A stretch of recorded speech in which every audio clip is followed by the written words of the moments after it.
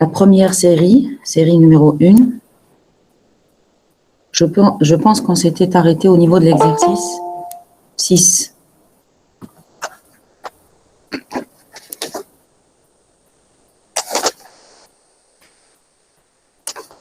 Alors, je vais juste ramener la série.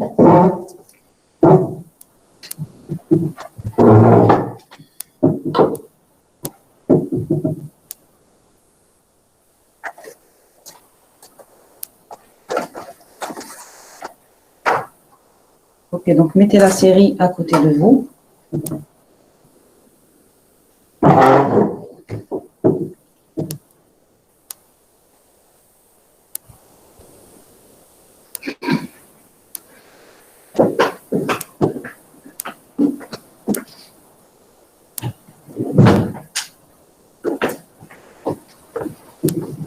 Alors, est-ce que nous avons terminé l'exercice 6, l'exercice 5, en totalité?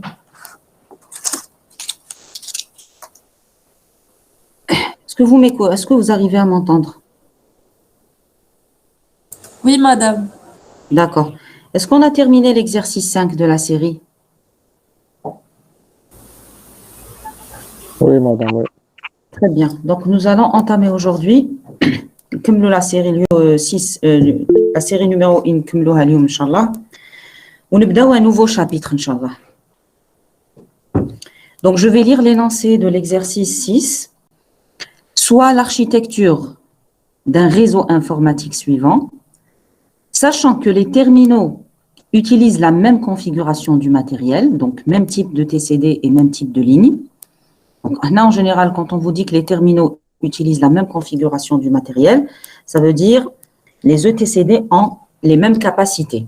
C'est ce qu'on veut dire en général par ce genre d'énoncé. Ça veut dire que les ETCD reliés aux terminaux T1, T2, T3 ont la même rapidité de modulation ou ont le même débit, ainsi que voilà, le même débit, la même rapidité de modulation. Et on utilise un multiplexage temporel synchrone dans l'ordre T1, T2, T3. Donc, soit la représentation suivante d'un message M sur la ligne commune. Ça veut dire le message qu'on est en train de véhiculer sur la ligne commune, c'est le suivant, celui qui est représenté au niveau du graphe. Première question, quel type de transmission est utilisé? Justifié.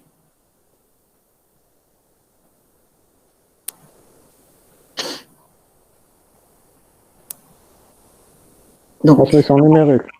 Oui, exactement. C'est une transmission numérique. Pourquoi?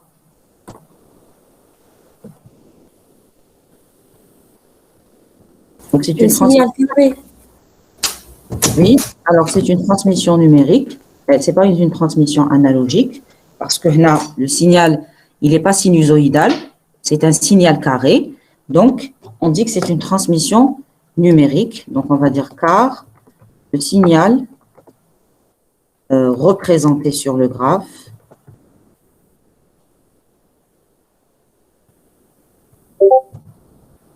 est un signal carré. Quand on voit un signal carré, c'est des valeurs de tension. On passe d'une valeur de tension à une autre. Ensuite, on nous dit, deuxième question, en supposant qu'on envoie 8 bits par quantum, donnez sa valeur. قبل ما نواجهوا على السؤال هذا تاع le quantum, l'unité de l'échelle représente quoi dans ce graphe? Vous avez, dans le graphe, on vous montre une unité qui est égale à 0,75 millisecondes. L'unité de ce graphe représente quoi? Delta. Elle représente quoi? Delta. Très bien. Alors là, l'unité de ce graphe, elle représente delta, le moment élémentaire. Est-ce que c'est le delta du MUX ou là c'est le delta des ETCD connectés aux terminaux? Madame, Du MUX. C'est le delta du mux, exactement. C'est le delta du mux, voilà, parce que le signal hada, il est représenté sur la ligne commune. Maintenant, je vais faire le signal la ligne commune, c'est le multiplexeur qui va faire le signal sur la ligne commune. Donc, ce qui est représenté là comme unité, le 0,75 millisecondes hada, c'est le delta mux, c'est-à-dire, c'est le moment élémentaire du multiplexeur, c'est-à-dire le plus petit intervalle de temps où le signal est constant. Le signal change de valeur de tension chaque delta mux. Donc ici, on a pu donc dire que notre delta mux, c'est une donnée, l'énoncé ou le graphe. Notre delta mux est égal à 0,75 millisecondes. Mais la question 2 ne concerne pas en fait le delta. La question 2 concerne le quantum.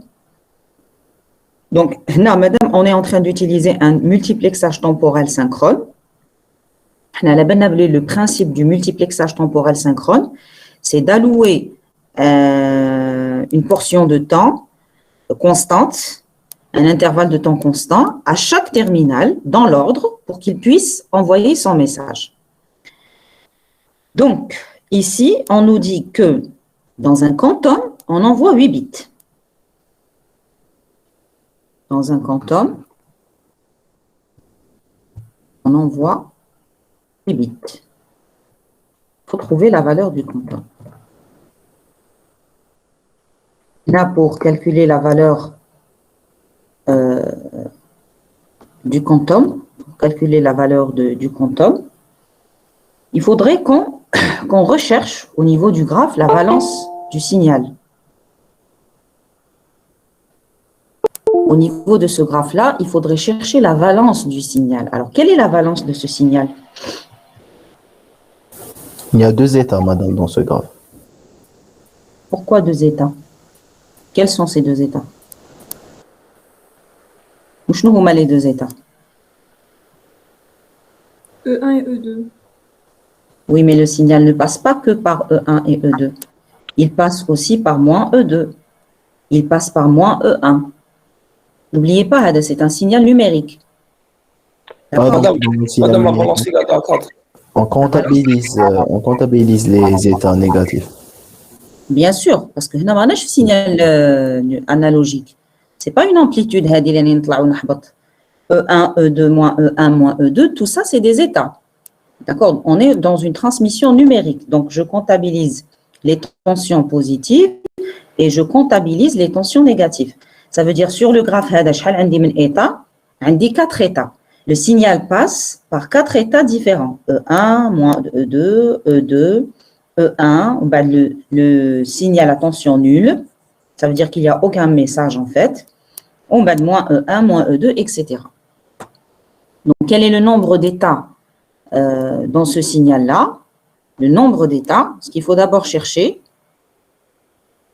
c'est la valence du signal, V. Et le nombre d'états différents du signal. Et ici, le nombre d'états, c'est 4.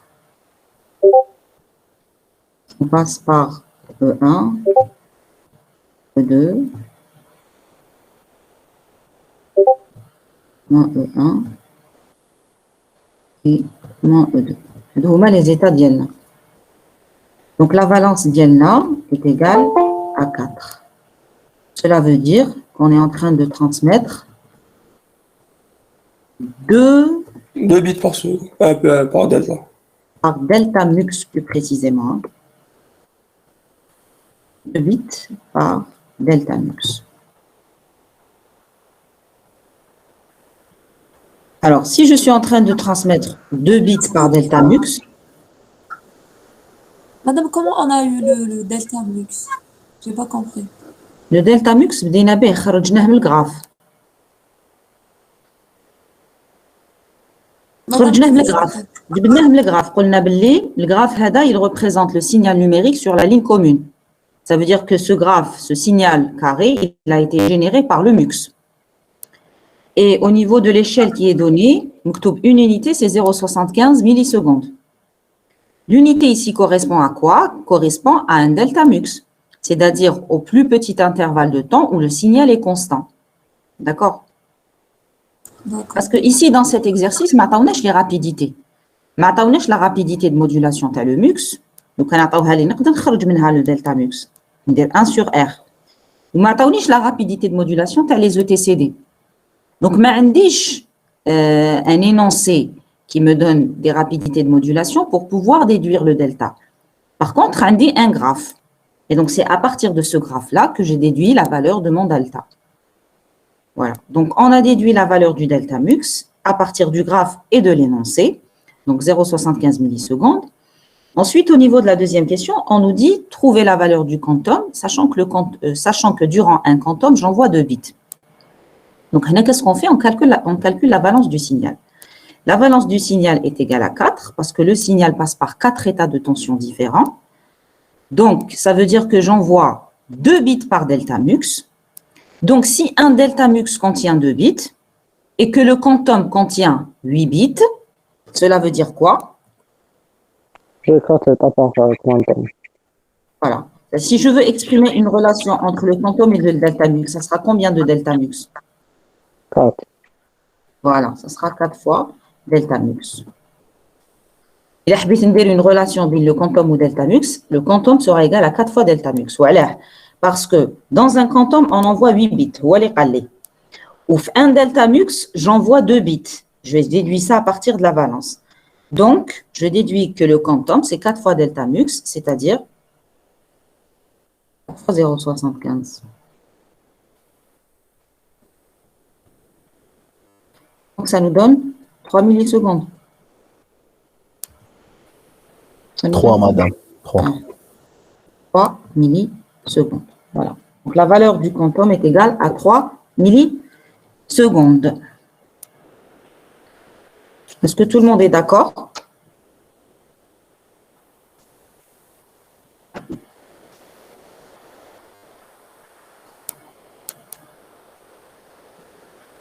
Tout le monde est d'accord pour la valeur du quantum. Donc, comment on a trouvé la valeur du quantum?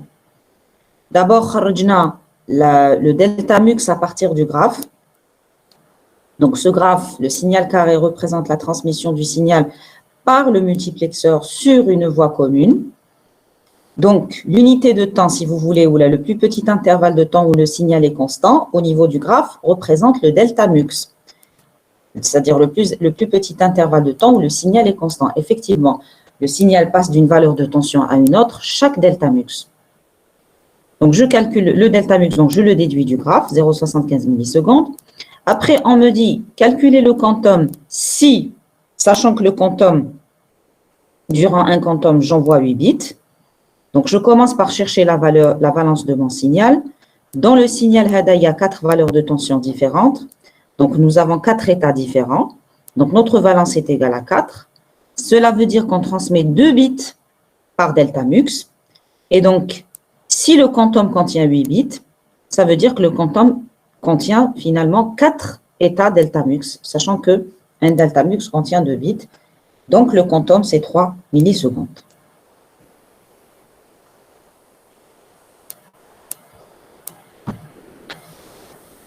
Par la suite, au niveau de la question 3, on nous donne une suite de bits et on nous demande de la diviser par chaque terminal. C'est-à-dire la suite de bits qui est donnée au niveau de la question 3, elle représente notre signal. Si je veux représenter mon signal, le signal carré, il y a comme le graphe, la suite, les messages diallo, c'est-à-dire la suite, les messages diallo. La suite qui est donnée. Donc, donner les messages correspondant à chaque terminal en supposant que le message M envoyé sur la ligne principale est. Donc, le message هذا واش ندير نستعمل le message ونستعمل le graphe ونستعمل la valeur du quantum باش نقسم الميساج هذا entre les terminaux. تسمى لازم نعرف chaque terminal شحال بعد ولازم نعرف au niveau de ce graphe là شحال عندي une scrutation. Est-ce qu'il y a une scrutation? Est-ce qu'il y a 2 scrutations? Est-ce qu'il y a 3 scrutations?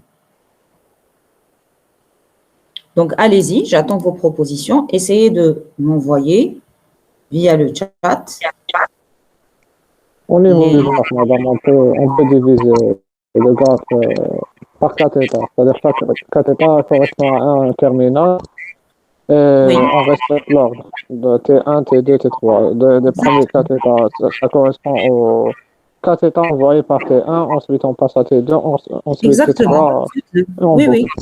Exactement. Faites-le. Donnez-moi vos propositions. Donc, essayez de me diviser ce graphe. Ou attendez, chaque terminal, qu'est-ce qu'il est en train de transmettre? Allez-y, je vous donne 2 minutes pour le faire.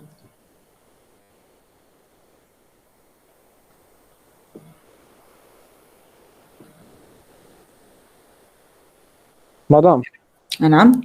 le 0, c'est l'absence du signal, le signal nul. Exactement. Oui. Le 0, c'est D'accord. l'absence du signal.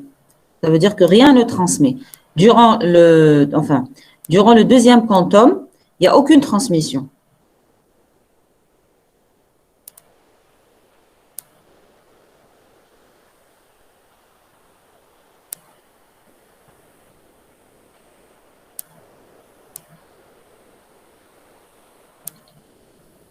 Madame, lorsqu'on divise le signal par scrutation, on remarque que la deuxième scrutation commence, mais seul le premier quantum. Oui, il ne se termine pas. Exactement, oui. Donc, le C'est des premier. silences. C'est des silences. En fait, là, le graphe, تاعنا حبس في T1. Et normalement, il cumule au T2 et cumule au T3. Ok. Donc, le reste, c'est des silences. Oui, c'est des silences, oui. Ok. En fait, on ne sait pas, mais on va supposer que c'est des silences parce que maintenant, j'ai la suite du signal. Le signal, حبس هنا. Mais en principe, c'est-à-dire, puisque la suite de bits, تحبس هنا, grâce aux les bits. Ça veut dire que on va supposer que c'est un silence.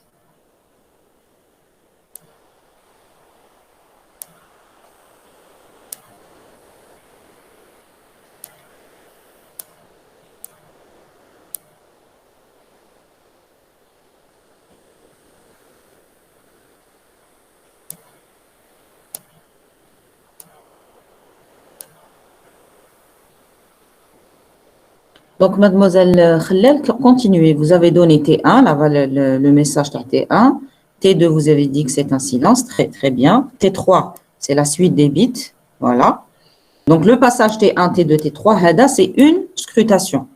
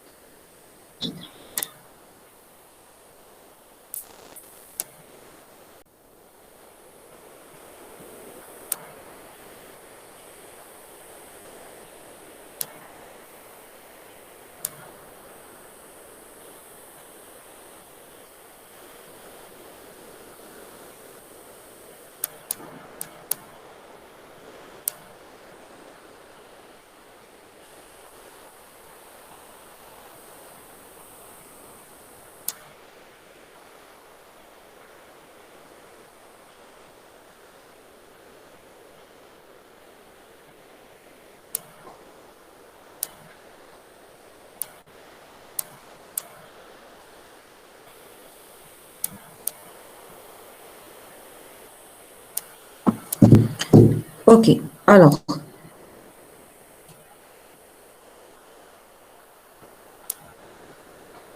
voilà. Donc, T1, en fait, un ou deux, mais deux blocs de 8 bits. T2, il transmet rien. Ou T3, عنده un seul bloc de bits. Donc, on va essayer d'expliciter les messages.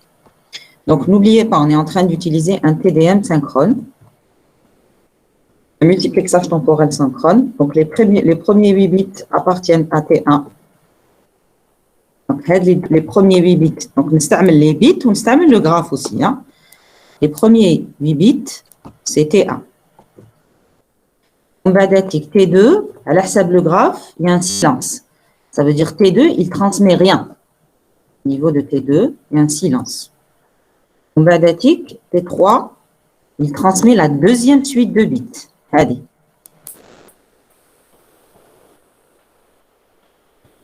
C'est une scrutation. Donc, on a fait T1, T2, T3. Hadi, c'est une scrutation, une première scrutation. On va faire la deuxième scrutation. T1, il envoie la troisième suite de 8 bits. Et puis, il y a ce qu'on appelle fin du signal. Là, il y a une fin du signal. Donc, on ne sait pas. Le message, la scrutation. Et en général, dans un TDM, on cumule la scrutation. D'accord? C'est-à-dire, un TDM, un multiplexage temporel synchrone, je suis obligé de respecter le passage T1, T2, T3. Donc, madame, on a une fin de transmission. Les bits, donc, on va supposer que pour T2 et T3, c'est des silences. Donc, on ne les a pas représentés. Donc, pour T2, c'est un silence. Et pour T3, c'est un silence aussi. Je répète, au niveau du graphe, ils n'ont pas été représentés. Au niveau du graphe, la fin du signal, elle a été donnée suite à la transmission, à la première transmission de T1 au niveau de la deuxième scrutation. Mais comme la règle dit que dans un multiplexage temporel synchrone, je suis obligé de suivre la scrutation, donc T1, T2, T3, T1, T2, T3. Donc ici, la fin du signal se termine au niveau de la transmission du premier terminal T1. Donc, je vais supposer que T2 et T3 émettent un silence. Donc, là, on n'a pas eu assez d'espace pour représenter notre silence. Mais même si vous vous arrêtez au niveau de T1, ce n'est pas grave. Voilà, donc donnez les messages correspondant à chaque terminal en supposant que le message M envoyé sur la ligne principale est. Quatrième question, donnez la rapidité de modulation d'un terminal. La rapidité de modulation. Alors là, c'est faux de penser, par exemple, que puisque c'est un signal numérique, le signal, les ETCD n'ont pas de rapidité de modulation. Si, il y a une modulation. Une vitesse de transmission, il y a une modulation. Seulement, là, le TCD, ce n'est pas un modem. Il s'agit soit d'une carte réseau, soit d'un routeur. Ici, notre ETCD, ce n'est pas un modem. Donc, on doit donner la rapidité de modulation d'un terminal. Comment on la calcule? On utilise D égale N fois R, ou là non? Si tu utilises le débit égal N fois R, le problème, c'est que tu n'as pas de débit. On peut calculer genre la taille du message sur le temps. C'est-à-dire que tu ne connais pas le message dans le terminal direct. Okay, On n'a pas donné la rapidité de modulation d'un terminal. Madame, on a le delta mix. Voilà, c'est avec le... on aura la modulation de mix oui. Et le reste, on divise par 3, on obtient chacun. Exactement. On ne va pas procéder par la règle de D égale à N fois R, mais plutôt par le delta mux. Madame, on dit le delta mux. Donc, on peut نخرج R mux. Ou là, on peut نخرج R mux. على بالي بلي la somme des rapidités des ETCD, c'est R mux. Donc, je divise le R mux sur 3 et j'obtiens la rapidité de modulation d'un terminal. C'est-à-dire que là, je suis obligé de calculer, de procéder par... Voilà. Madame, la rapidité de modulation des 3 terminaux, c'est la même. Oui, comme ils ont les mêmes configurations matérielles. Les ETCD ont la même configuration matérielle au niveau de l'énoncé. Donc, on va calculer R mux. R mux, c'est 1 sur delta mux. sur 0,75 millisecondes. هنا شحال تخرج لنا Rmux 1333,33 secondes.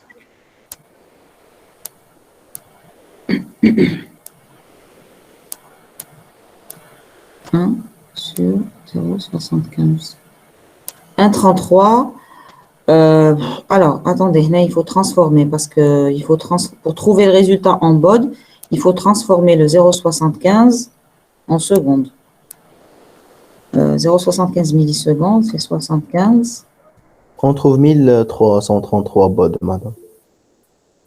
10 puissance moins 3 normalement.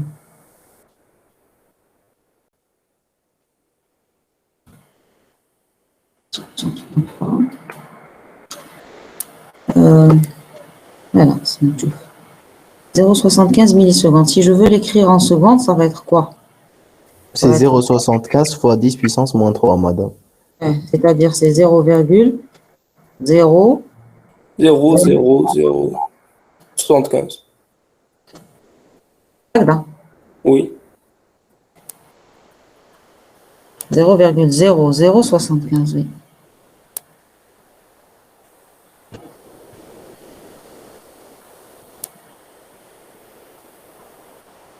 Non, c'est pas ça.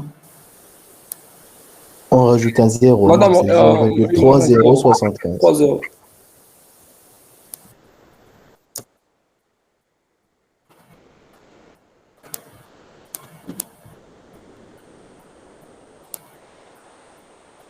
Voilà.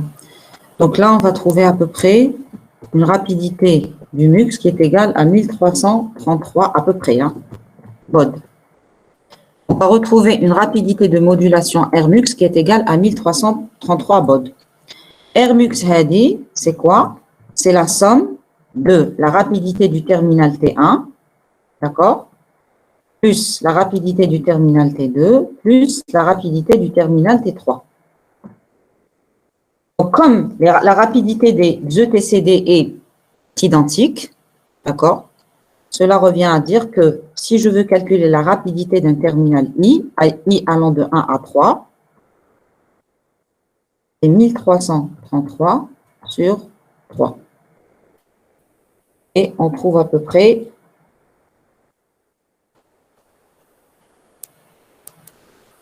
444 BOD. Voilà. La rapidité d'un terminal I est égale à 444 BOD à peu près.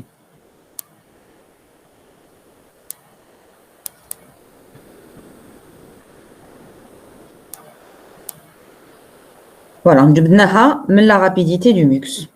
واللي هي أصلاً جبدناها من delta MUX. Maintenant, la question 4. Représenter le message transmis par T1 en code Manchester. Le message qui est transmis par T1, on va le coder selon le codage Manchester. Alors, pour le codage Manchester, nous savons que pour représenter un bit 0,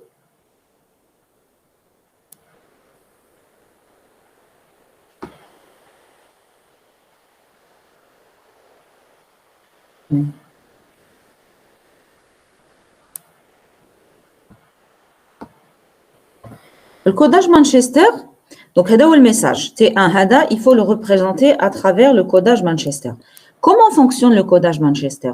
Le codage Manchester avec une valence V qui est égale à 2 consiste à représenter le bit par un front descendant, le bit 1 par un front descendant, ça veut dire une valeur de tension V2, une valeur de tension V1, ou le bit 0, je le représente avec un front montant, ça veut dire une valeur de tension V1, une valeur de tension V2. هذه في حالة la valence تكون 2. Alors انتبهوا مليح كاين زوج حوايج لازم تنتبهوا لهم في la question هذه.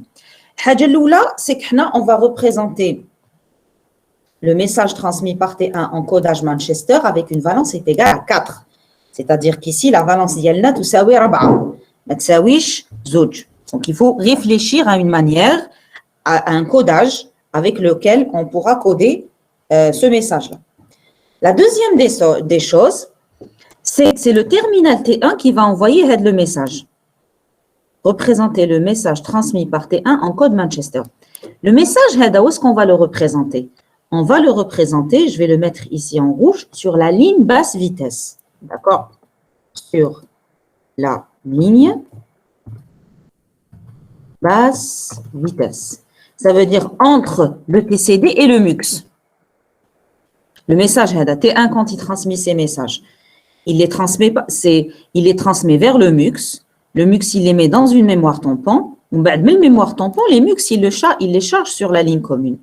Donc, on va supposer que T1, mais on va supposer, c'est-à-dire T1 qui bat le message تاعو هذا هو معلول ما يبعثوش مقسوم يبعثوه en totalité. C'est le MUX هو اللي يقسمو يرفد les premiers 8 bits يحطهم في الميموار tampon ديالو يبعثهم ومن بعد في la deuxième scrutation يزيد يرفد les deuxièmes 8 bits يحطهم في الميموار tampon ومن بعد يبعثهم. Voilà. Donc, la question 5 consiste à représenter le message de T1 en codage Manchester, sachant que notre valence ici est égale à 4 et sachant que nous allons faire la transmission sur la ligne basse vitesse. Voilà. Les deux éléments, il faut les retenir pour faire la représentation de T1, le codage Manchester.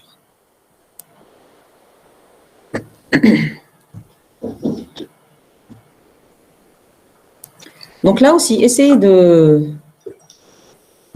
d'utiliser un brouillon ou essayez de faire une proposition. Même si je ne la vois pas, c'est vous qui faites des recodages, ou représentez-moi le message par le codage Manchester. Avec une valence qui est égale à 4. C'est ce qu'on veut faire. La valence d'Yelna, c'est 4, ce n'est pas 2.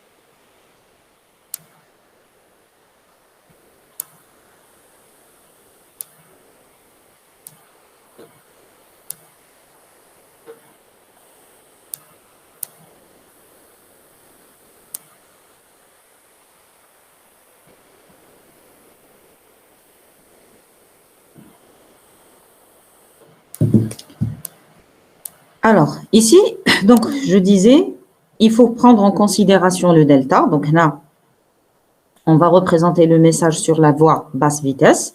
Donc là, le delta d'Yelna, il faut le calculer par rapport à RI et non pas par rapport à Rmux. Il faut trouver un moyen aussi pour faire la représentation de ce signal avec une valence est égale à 4. Alors, quand on dit valence est égale 4, alors regardez bien ici au niveau de ce schéma, quand on dit valence est égale 4, ça veut dire que nous allons coder les bits, on va regrouper nos bits par 2. Donc, on va coder le 00, le 01, le 10 et le 11. Et on va essayer de coder les bits par une transition de valeur de tension. Donc, je vais passer d'une valeur de tension à une autre. Donc, par exemple, ici, j'ai proposé la codification suivante. Pour 00, j'ai pris 3 valeurs de tension, V1, V2, V3. Pour 00, par exemple 00, V2, يحبط le V1. Je passe la tension V2 vers la tension V1. 01, on passe de la tension V2 à la tension V3. 10, je monte de la tension V1 à la tension V2. Et 11, je descends de la tension V3 vers la tension V2. En fait, le codage, vous pouvez le faire comme vous voulez. Vous n'êtes pas obligé de suivre des valeurs de tension ou là de suivre. L'essentiel, vous devez avoir dans votre graphe des francs montants, 2 francs montants et 2 francs descendants. On peut choisir des valeurs négatives, madame. Manchester, ما فيه négatif. Manchester, لازم يكون فيه un franc montant ou un franc descendant. Oui, je veux dire, par exemple, lorsque je descends le V1 une valeur négative, c'est-à-dire V2 il sera négatif, V1 positif, V2 négatif. هو ما Il y aura un franc montant et descendant, c'est ça la signification, mais avec des tensions négatif. pas uniquement positives. Je sais pas. A priori, ça peut être faisable. Oui, ça peut être faisable. Je sais pas pour Manchester, est-ce qu'on traverse justement la ligne 0? Est-ce qu'elle est traversée? Est-ce qu'on peut la traverser ou là? Quand il a donné la valence égale 2, c'est 2 francs, un franc montant et un franc descendant entre 2 valeurs de tension, une nulle et une positive. Il n'a pas utilisé de valeur de tension négative. Maintenant, est-ce qu'on peut l'utiliser ou par des tensions négatives? Je ne sais pas. Je ne sais pas. Non, d'accord, madame. Voilà, je ne sais pas. Donc là, qu'est-ce qu'on fait? On va prendre les groupes de 2 et on va découper notre message. Le message de T1, on va le découper en 2. On va envoyer au niveau de chaque delta, on va envoyer 2 bits. Et on va suivre le codage d'IELNA et on représente. مثلا, nous avons le bit 10. Nous avons les 2 bits 10. Donc 10 représente un franc montant de V1 vers V2. On a 0, 0. 0, 0, c'est un franc descendant de V2 vers V1, etc. Seulement, attention, le delta, la valeur du delta ici, attention, là, je l'ai représenté par un petit t. Au lieu d'écrire delta, j'ai mis petit t, mais en fait, c'est le delta i. Le petit t, c'est quoi? C'est le delta i, c'est 1 sur r. D'accord? Le delta i, il y a 2,25 millisecondes. Parce qu'en fait, le delta i, c'est 1 sur 444 normalement. Le delta, c'est 1 sur RI, c'est-à-dire c'est 444.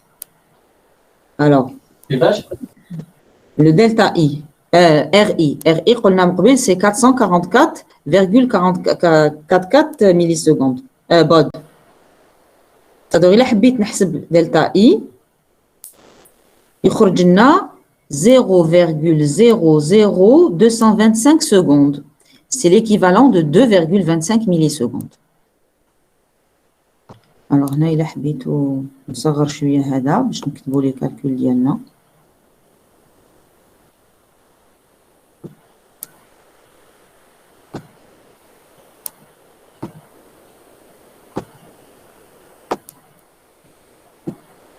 هنا لو كان نحسب دلتا إي.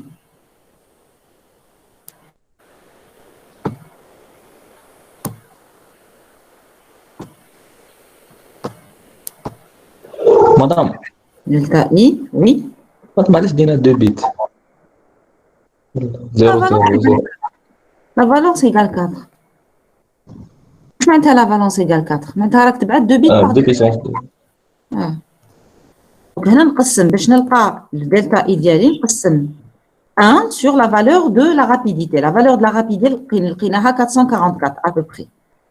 444, quelque chose.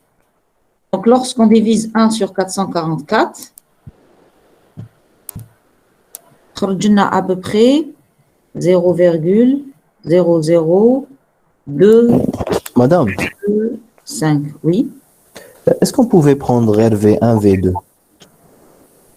كيف هدير ما تقدرش باسكو لازم وكان تاخذ غير V1 V2 tu auras un franc montant qui correspond à un codage par exemple 00 et un franc descendant qui correspond à une deuxième suite de bits 01 ou qui va être pour le 10 et le 11 genre V1 descend vers V2 ou V2 descend vers V1 deux étapes عندك deux étapes صح mais on peut pas انت لازم 4 ب2 فوالا ما تقدرش لازم تزيد وحده ok وحده للفوق même avec 4 valences tu peux 4 états de tension tu peux Donc, on a Madame. le delta I. Le delta I, خرج لنا 2,25 millisecondes. وهاد لي Madame. deux bits, نعم. مادام في الجراف راه دايرين V1 V2 V3 علاش ما درناش كاتريام؟ Parce que كفاونا. Parce que 3 يكفوا. تحب تزيد 4 زيدها. داكور. هو 3 يكفونا. Tu vois. Avec pas 3. Avec 3, je peux représenter jusqu'à 2, jusqu'à... De puissance 3. voilà, de puissance 3 états différents. Parce que je monte de V1 vers V2, de V2 vers 3, je descends de V3 vers V2, je descends de V2 vers V1, de V3 vers V1, etc. Donc, la taille, il faut. Maintenant, si tu veux utiliser une quatrième tension avec ton propre codage, tu peux. Là, l'idée, c'est de remarquer que un état terminal dure 3 fois plus longtemps qu'un état multiplexeur. L'état multiplexeur, durant un delta mux, شحال كنا نبعثو من bit? Le delta mux était égal à 0,75. كنا نبعثو شحال من bit durant le delta mux? 2 bits. كنا نبعثو 2 bits. Alors que هنايا 2 bits نبعثوهم في 2,25 millisecondes. Donc on met beaucoup plus de temps au niveau d'un terminal TI pour envoyer 2 bits que le mux. Le mux, 2 bits, يبعثهم لي في 0,75 millisecondes. Alors que le TCD qui est connecté à un terminal, 2 bits, يبعثهم لي في 2,25 millisecondes. Donc le TCD, il est plus lent que le mux. C'est tout à fait normal.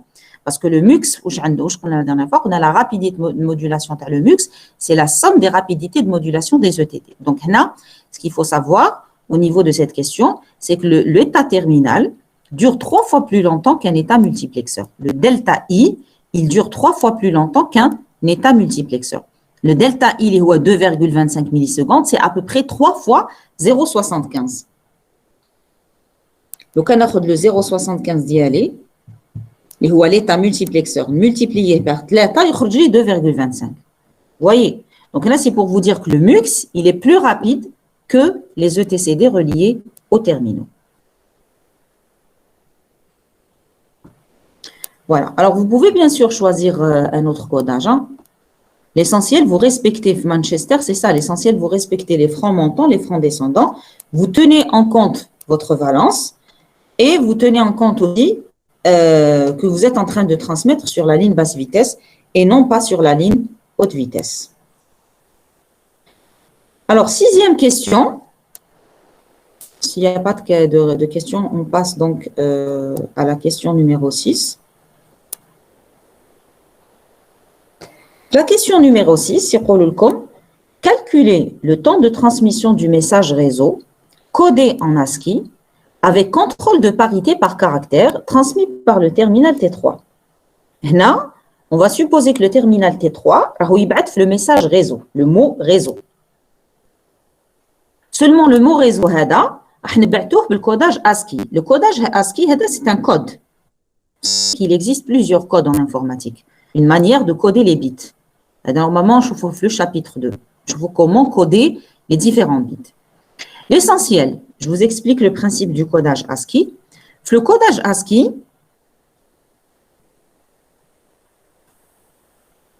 chaque caractère, qui est le R, le caractère R, on le représente par une suite de 7 bits. Qui est par exemple le caractère R, je vais l'envoyer sous forme de 7 bits, 0, 1, 0, 0, 1, 1, 1. Les 7 bits, nous avons toujours un bit de parité. Le dernier bit, le bit l'autre. C'est le bit de parité. Où est le bit l'autre?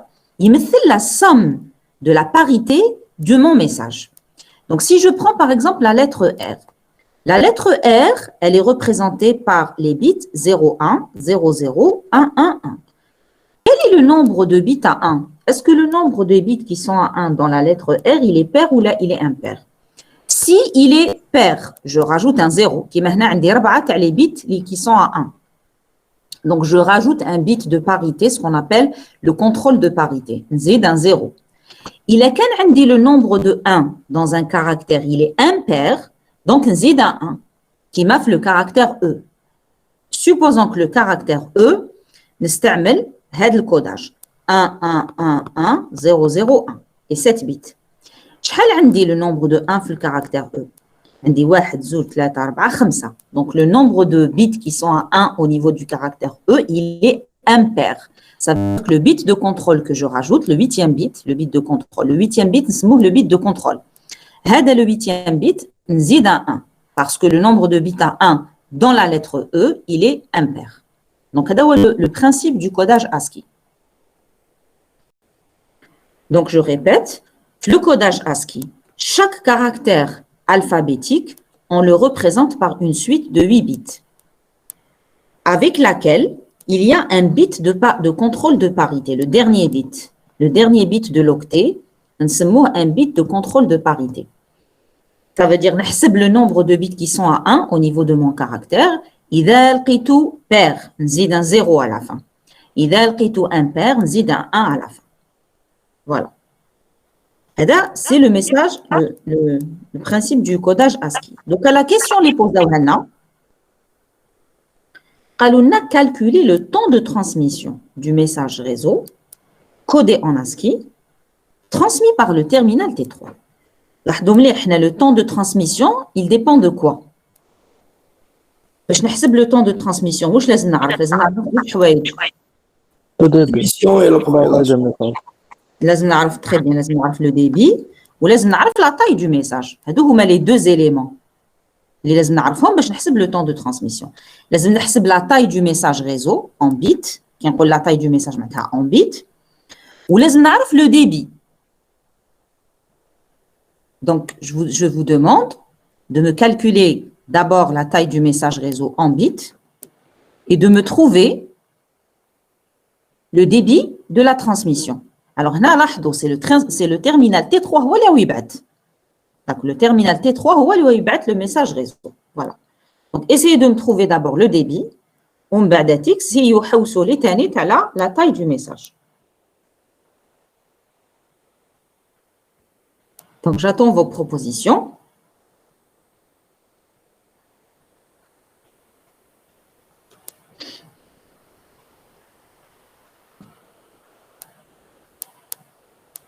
مدام نعم. مدام كيفاش عرفنا لا فالونس ايكال 4 في لا كيستيون اللي قبلها؟ La valence égale à 4 حسبناها في la question 2. D'accord. La question 2 اللي حسبنا la valence تاع le signal.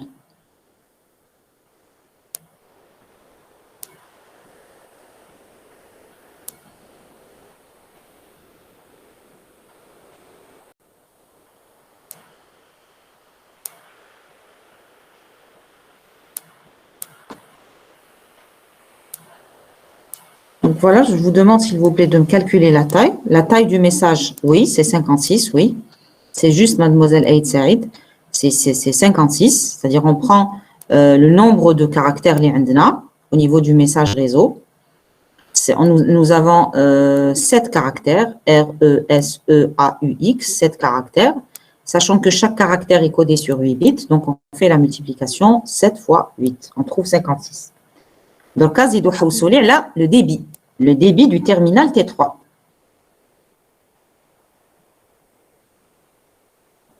Madame, Oui, le bit de contrôle de parité, le rôle d'IADO, c'est la détection des erreurs. exactement, oui. Le bit de contrôle de parité, son rôle, c'est la détection d'erreurs. C'est-à-dire qu'il va être le message R, il a au lieu de transmettre un 1, je transmets un 0. La parité, la parité impair, un 1. Alors que R, l'émission, c'était un 0. Donc, puisque la parité, maintenant, kif, donc, il y a un problème. Donc, je dois retransmettre. Les bits de parité, l'intérêt, c'est le contrôle d'erreur. D'ailleurs, ça va faire l'objet du chapitre 2. Malheureusement, on sera obligé de sauter le chapitre 2 parce qu'on doit avancer au niveau du cours. Là, je me dire au chapitre 3 ou 4, je vais le protocole TCP/IP. Et si on a assez de temps, on va revenir vers le chapitre 2 pour voir comment est-ce qu'on code et comment est-ce qu'on fait le contrôle d'erreur. Donc, on a tout la taille du message. Zidou Housouli là, le débit à le terminal T3.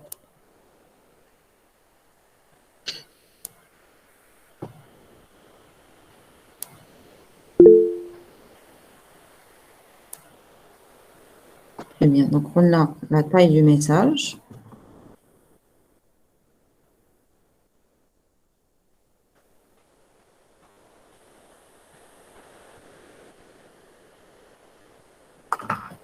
Donc, la taille donc, du message réseau,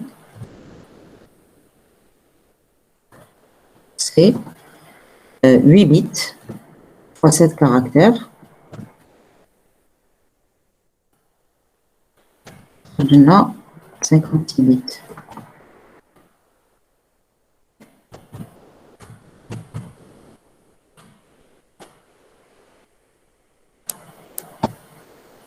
Voilà. Donc, là, on حسب le débit. Le débit de T3. C'est quoi le débit du terminal T3? C'est N fois R3. C'est un N. N dans la valence. 2, madame. Voilà. N, c'est 2. Dans la valence qui est égale à 4. R3, tout à l'heure, c'est 444 à peu près. D'accord? Donc, on a un débit de 888. 888 bits par seconde. Voilà. Donc, le temps de transmission du message réseau, c'est la taille sur le débit. Donc, c'est 56 sur 888. 0,063 secondes. Voilà. 56 sur... Ok. Ça veut dire c'est... 0,063, madame. Oui, secondes. Si je veux l'exprimer en millisecondes, c'est 63 millisecondes. Voilà. C'est 63 millisecondes. Voilà, Madame. le temps de... Alors, Madame, la valence في la ligne haute vitesse, هو la même في la ligne basse vitesse. normalement, on ne sait pas. Mais on va utiliser la valence dans le MUX.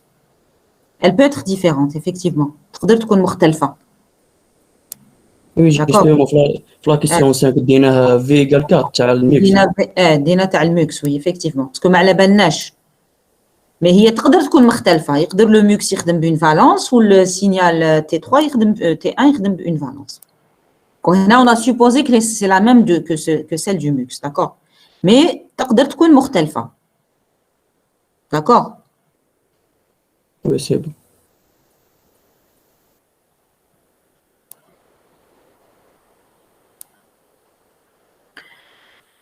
Voilà. Maintenant, la dernière question, il comme la même chose. Donnez le temps de transmission du message réseau, ça aide le par le multiplexeur, mais par T3. Donc, هنا واش يتبدل؟ لا تاي تاع الميساج ما تتبدلش. هنا واش يدخل فيها هنا؟ شوفوا مليح لا كيسيون هذه elle est importante. Le nombre de scrutations. Exactement. هنا يدخل فيها le nombre de scrutations parce que ما تنساوش راني نستعمل un multiplexage temporel synchrone. Ça veut dire, est-ce que نقدر نقول par exemple le temps de transmission le temps de transmission du message réseau par le MUX, est-ce que نقدر نقول c'est la taille sur le début du MUX? نقدر نحسبها هكذا. Tout à l'heure, on a c'est la taille sur le débit de RI, du terminal TI. Est-ce que نقدر نقول par exemple le temps de transmission? Non, madame, non. Parce qu'on a des autres messages. Voilà. Parce que عندي d'autres messages اللي راهم يستناو وما تنساوش باللي في سكروتاسيون لازم ندوز على T1 T2 T3 دونك لازم T1 يبعث هو الاول ومن بعد T2 يبعث هو الثاني ومن بعد T3 كيف يبدا يشارجي ب 8 بيت. تسمى هذا الميساج ريزو راح نبعث chaque caractère une scrutation. Dans chaque scrutation, je vais envoyer un caractère. D'accord? Puisque le quantum il fait 8 bits. Donc dans chaque scrutation, je vais envoyer un seul caractère. Donc, باش نبعث la totalité du message réseau, il y a combien de scrutations? 56. 56 sur 8, donc Voilà. c'est 7. Combien de scrutations لازم لي باش نبعث le message? 56. Non. C'est quand ils 3 sont 8, donc scrutations. c'est 7. 7 scrutations, madame. 7. 7 scrutations, exactement. C'est 7 scrutations. Ah oui. Parce que durant chaque scrutation, on a un caractère. Le mot تاعي réseau fait 7 caractères. Donc, chaque scrutation, on a un caractère. Donc, la question que je vous pose maintenant, est-ce que c'est juste de dire, donc un octet, 8 bits, il te une scrutation. Donc, باش نبعت 7 octets, parce que finalement, le message réseau d'IALI, c'est quoi? C'est 7 octets. باش نبعت le message réseau d'IALI, لازم لي 7 scrutations. Est-ce que c'est juste de dire, maintenant je vous pose la question, est-ce que c'est juste de dire que le temps de transmission du message réseau, est-ce que c'est juste de dire ça? C'est 7 fois le quantum.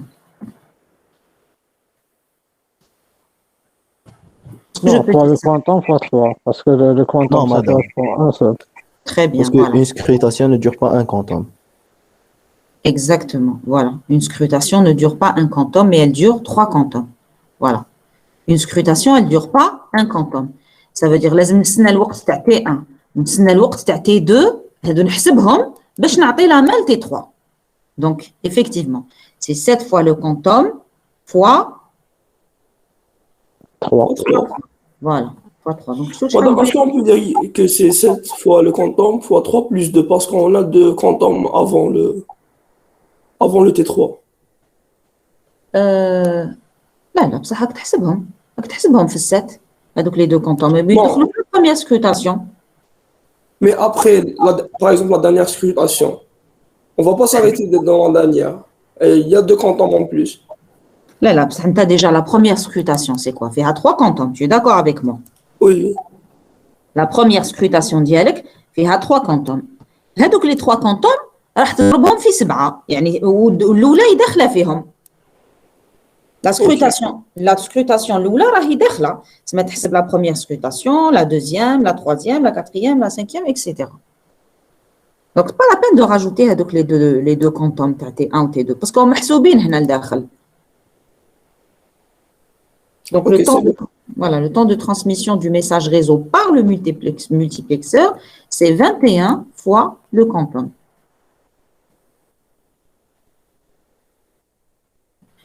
Le quantum, le quantum, c'était 3 millisecondes. Donc, c'est 21 fois 3. Ça veut dire, 63, le même 63. 63 millisecondes. Donc,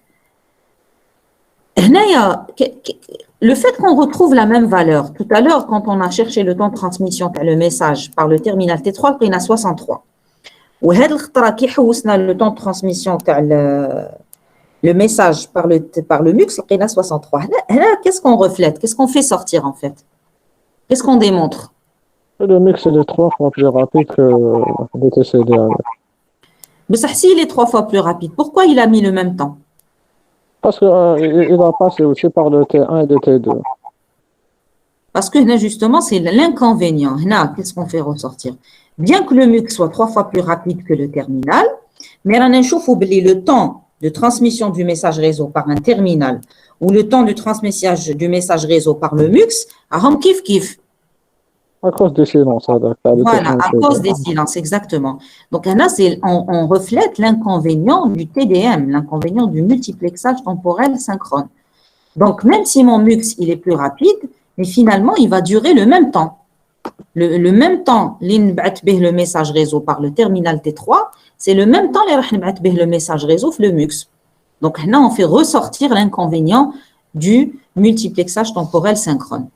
Là, c'est l'inconvénient du multiplexage temporel synchrone.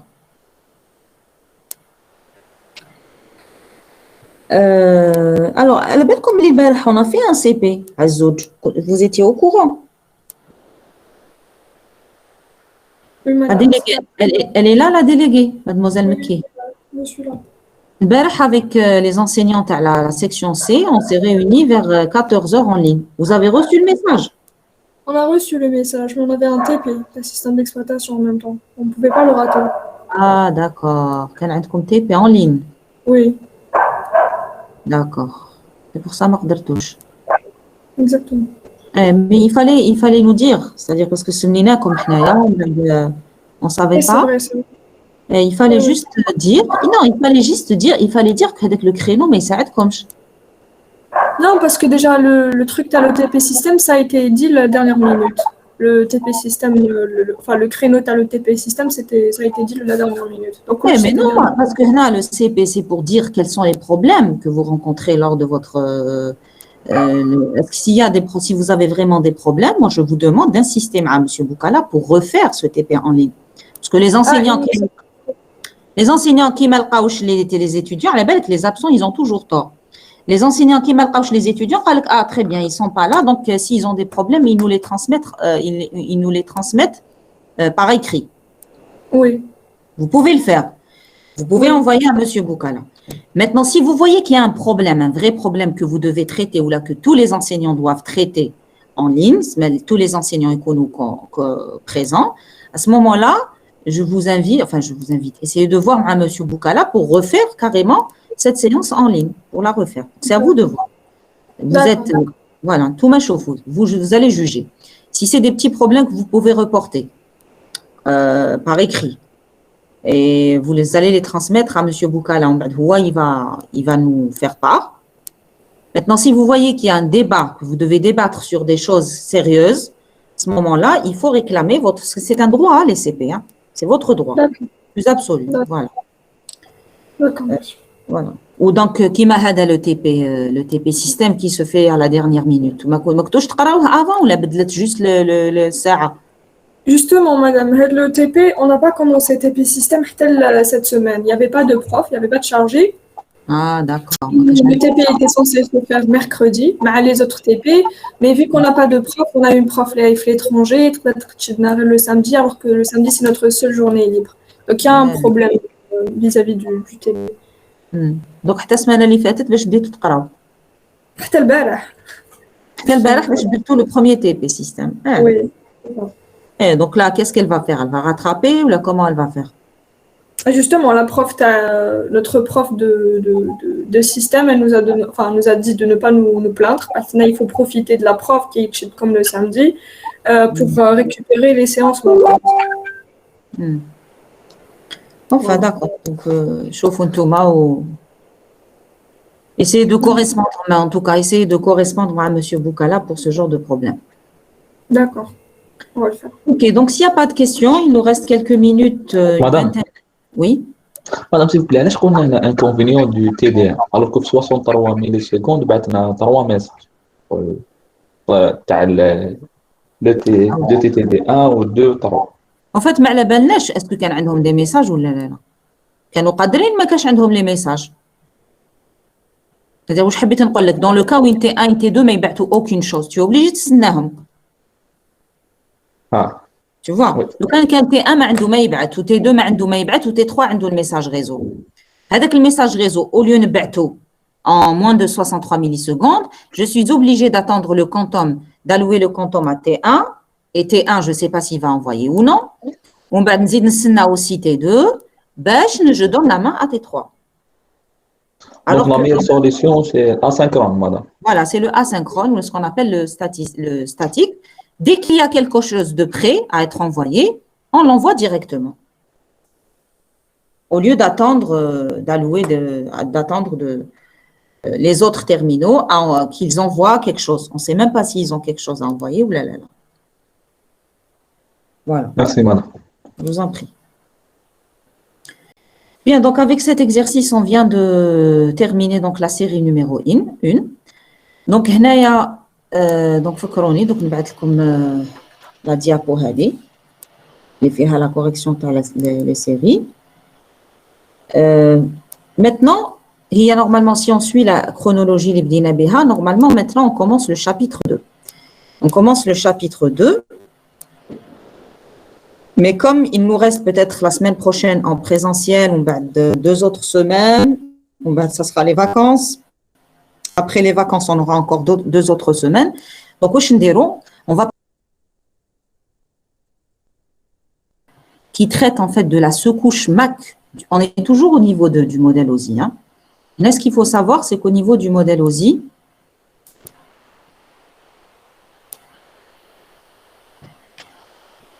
recevez? Est-ce que vous تسمعوا فيا؟ Oui, madame. D'accord, ok. Ok. Donc, هنا واش قلنا مور le niveau 1, مور la couche physique, اللي درناها في الشابيتر 1, يجي le niveau 2 du modèle OSI. يجي la couche liaison. Alors, la couche liaison هذه, la couche liaison تاع le modèle OSI فيها deux sous-couches. كاين la couche MAC اللي جايه قريبه la couche physique وكاينه la couche LLC. D'accord. La couche LLC, Logical Link Layer, هي قريبه la couche 3 parce que la couche 3 c'est la couche réseau. D'accord. حنا la couche physique c'est bon, on l'a traité le chapitre 1. Donc, au chapitre 2, il y a deux sous-couches. La sous-couche LLC, qui fait le codage ou fait la gestion et le contrôle d'erreurs. On va la reporter pour après. Et il y a la sous-couche MAC. La sous-couche MAC, le Medium Access Control, la sous-couche MAC, elle s'occupe comment les données circulent au sein d'un réseau, c'est-à-dire les données, comment elles accèdent au support. Et là, on va entamer la sous-couche MAC. Donc, le chapitre 3, on va essayer de voir les propriétés de la sous-couche MAC. Madame, la sous-couche MAC, elle est plus proche de la couche réseau. Où je vais la sous-couche MAC? C'est elle qui est plus proche de la couche réseau. Là, la sous-couche MAC est la couche physique. D'accord. Ou la sous-couche ALLC, elle est la couche réseau. Voilà la couche MAC قريبة على la sous-couche physique parce que la couche MAC راح نشوفوا فيها les méthodes d'accès au support. Si vous vous rappelez, c'est la topologie logique. Quand on a introduit les topologies, هضرنا على la topologie physique, قلنا هي c'est la manière avec laquelle les ordinateurs sont connectés entre eux. Ça peut être en bus, en étoile ou là en anneau. هذه c'est la topologie physique. وشفنا la topologie logique. قلنا بلي la topologie logique c'est quoi? C'est la manière avec laquelle les données circulent sur le support. Ou la topologie logique, on va voir ce qu'on appelle la méthode d'accès au support. Donc, principalement, le chapitre 3, on va voir deux notions le chapitre 3. On va traiter les méthodes d'accès au support. On va voir les deux principales méthodes d'accès. La CSMA-CD, qui est propre à toutes les topologies en bus. Ou la méthode du token ring, qui est propre aux topologies en anneau. Voilà, je vous montre les deux méthodes d'accès. Nous allons voir les réseaux Ethernet. On va aussi introduire les réseaux Ethernet. Ce sont les deux principaux points que nous allons traiter dans le chapitre 3. Donc, on commence par la définition d'un LAN. C'est quoi un LAN? Je vais le chapitre introductif. C'est un réseau local. Le réseau local, ou en anglais un LAN, Local Area Network, ou en français RLE, réseau local d'entreprise, c'est un réseau dont la portée est limitée de quelques mètres à plusieurs centaines de mètres. C'est le type de réseau que l'on peut installer chez soi, dans des bureaux ou dans un immeuble. Un LAN, comme tout réseau, repose sur un support de transmission, un câble, en cuivre ou en fibre optique, ou bien sur un support sans fil. On peut trouver un LAN qui est constitué de supports sans fil. Alors, l'I3E, c'est International Engineering, International Electrical and Electronics Engineering. I3E, c'est un groupe, d'accord, c'est un groupe. Il a proposé une architecture normalisant les réseaux locaux. Les réseaux les plus répandus dans le monde, on les appelle les réseaux Ethernet. On va les voir au courant de ce chapitre.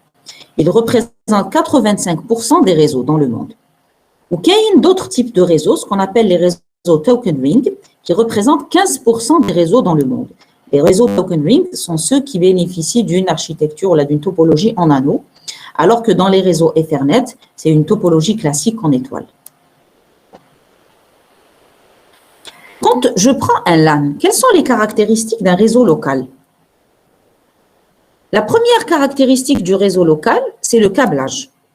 Le câblage, il constitue l'infrastructure physique avec le choix entre le câble, qu'est-ce que je vais choisir, de la paire torsadée, du câble coaxial, de la fibre optique, etc. Donc, première caractéristique d'un LAN, c'est le câblage. La deuxième caractéristique, c'est la méthode d'accès. Alors, la méthode d'accès, tout à l'heure, elle décrit la façon dont le réseau arbitre les communications de différentes stations sur le câble. شغل كيما عندكم بوليسي يكون في الطريق، بوليسي واش يدير كي يكونوا طوموبيلات يجوزوا يا كارفور، بوليسي يحبس يقول هذاك طوموبيل حبسي هاد لالين حبسي، يجوز لالين الاخرى ومن بعد يحبس هذيك لالين يجوز لالين لو فو روج. شو البرانسيب دو فو روج كيف لا ميثود داكسي هي اللي راح تعطيهم ان الغوريثم، تعطي لي ستاسيون دو ترافاي elle va leur donner un algorithme. Elle va leur donner un algorithme avec lequel les stations pourront communiquer sur les câbles. Oui, oui. Elle dépend étroitement de la topologie. Donc, la méthode d'accès, elle dépend étroitement de la topologie physique et donc de l'organisation spatiale des stations l'une par rapport aux autres. On a aussi les protocoles. Quand on parle d'un LAN, on parle de protocoles. C'est quoi les protocoles de réseau? Ce sont des logiciels, ce qu'on appelle des règles de gestion, qui tournent à la fois sur les différentes stations et leurs cartes d'interface réseau, qui met le protocole TCP/IP. On ne peut pas imaginer un réseau, un LAN, mettre en œuvre un LAN, configurer un LAN sans le protocole TCP/IP. C'est impossible. Comment on va donner les adresses, comment on va attribuer les adresses aux différentes hôtes. Aussi, le système d'exploitation du réseau, ce qu'on appelle le NOS, Network Operating System, souvent nommé gestionnaire du réseau, il réside dans les différentes stations du réseau local et il fournit une interface entre les applications de l'utilisateur et les fonctions du réseau local auxquelles il fait appel par des demandes à travers la carte d'interface. On a les serveurs de fichiers.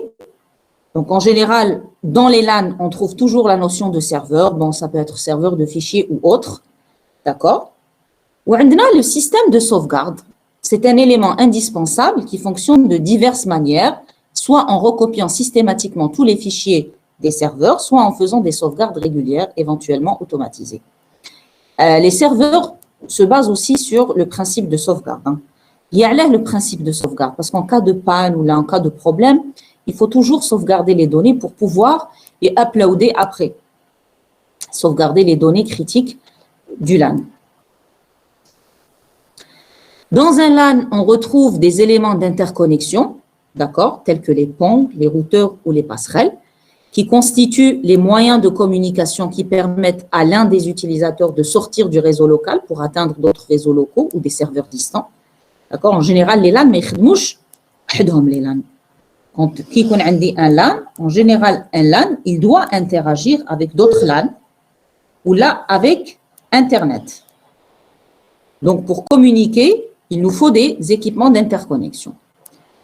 Et le système de gestion et d'administration du réseau, pour superviser le réseau, un système de gestion et d'administration, il envoie les alarmes en cas d'incident, il comptabilise le trafic, il mémorise l'activité du réseau et aide à le superviser, à prévoir l'évolution du réseau. Voilà. Hadouga, c'est des éléments, ou là, c'est des caractéristiques qu'on retrouve quand on fait la gestion des LAN.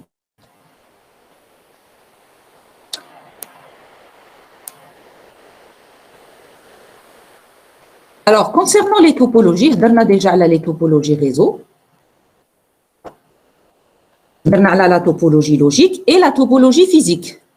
On a la topologie logique, par opposition à la topologie physique, représente la façon dont les données transitent dans les lignes de communication.